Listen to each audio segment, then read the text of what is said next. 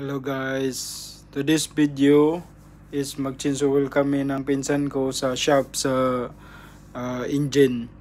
Ngayon ako muna yung mag-assist sa kanya para siya daw ang mag-change oil. So assist lang tayo ng assist guys, habang yung pinsan natin ay pumapasok sa ilalim para siya yung magbukas dun sa may bolt para tatagas yung use oil dun sa ilalim. Ako habang nag-assist, syempre may nakabidyo dun sa taas, kaya sipag lang, bilisan mo na. Ngayon natapos na sa taas, kaya umakyat na siya.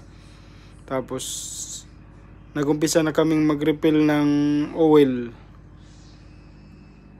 para naman na mapalitan yung luma ng bagong oil. And guys, pagkatapos nyan, sirado na. Pagkatapos namin magsirado, binalik na namin yung mga plate, lahat ng plate, para hindi mahulog yung tao pag dumadaan. Tapos yun lang yun guys. Thank you for watching and enjoy your day. Thank you very much.